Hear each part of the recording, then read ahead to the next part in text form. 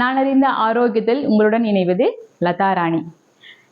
நான் யோகாசனா கற்றுக்கும் போதுங்க எங்களுடைய மாதாஜி சொல்லி கொடுத்தது இந்த ஆசனம் பார்த்துட்டீங்க அப்படின்னா இப்போ முறைப்படி தான் கற்றுக்கணும் அப்படின்னு நிறைய பேர் மனசுக்குள்ளே இருக்கிறதுனால என்னன்னு கேட்டிங்கன்னா நம்ம ஃப்ளாட்டான ஒரு தரையில் தான் படுக்கணும், அதில் யோகா மேட்டோ கார்பெட்டோ போட்டு தான் ஃப்ளாட்டாக இருக்கிறதுல தான் நம்ம பண்ணணும் அப்படிங்கிற ஒரு தாட் இருக்கிறதுனால நம்மளால் ஃப்ளாட்டாக படுக்க முடியாது. எனக்கு கிட்டத்தட்ட பார்த்தீங்கன்னா என் பெரிய பையன் பிறந்ததுலேருந்து அந்த இன்ஜெக்ஷன் போடுவோம் இல்லைங்களா தண்டுவடத்தில், அப்போ அந்த சமயத்துலேருந்து எனக்கு இப்போ வரைக்குமே நான் கீழே என்னால் படுக்க முடியாது, படுத்தா எனக்கு அவ்வளோ பெயின் ஆகும்.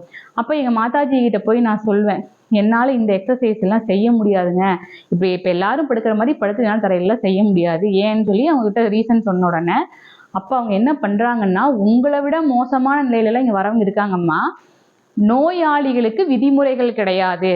அவங்க சொன்ன ஒரே வேர்டு என்னன்னு கேட்டிங்கன்னா, நோயாளிகள் தங்களுடைய நோய்களை போக்குறதுக்கு தான் எங்ககிட்ட வராங்க, அவங்களுக்கு நாங்கள் இப்படித்தான் வைக்கணும் அப்படித்தான் செய்யணும்னு எந்த ரூல்ஸ் அண்ட் ரெகுலேஷன்ஸும் இல்லை. இப்போ டிரைவிங் கற்றுக்கிறோன்னா எடுத்த உடனே நம்ம கற்றுக்கிறோமா, பர்ஃபெக்டாக ரோட்டில் ஓட்டிடுறோமா, அப்படி இல்லையே, எங்கேயாவது போய் முட்டிக்கிட்டு எல்லாம் பண்ணி தானே அப்புறம் கற்றுக்குறோம். அப்படிங்கிற மாதிரி இப்போ எனக்கு கீழே உட்காந்து எந்திரிக்க கூட முடியாதுங்க. அப்போ அந்த கண்டிஷனில் அங்கே என்ன பண்ணுறாங்கன்னா, அந்த மாதிரி வரவங்களுக்கு கட்டல் போட்டிருக்காங்க. நான் இப்போ கட்டலில் தான் அதை செஞ்சு காமிச்சிருக்கேன். அந்த மாதிரி கட்டல் போட்டு சிங்கிள் பெட்டு போட்டு அதில் செய்ய சொல்கிறாங்க. அதுக்கப்புறம் நீங்கள் அதில் ட்ரைனிங் ஆகி அதில் உங்களுக்கு வலி இல்லை அப்படின்னு தெரிஞ்சால் மட்டும் நீங்கள் தரையில் படுத்து செய்யுங்க அப்படின்னு சொல்கிறாங்க. அதே தான் நான் உங்களுக்கு சொல்கிறேன்.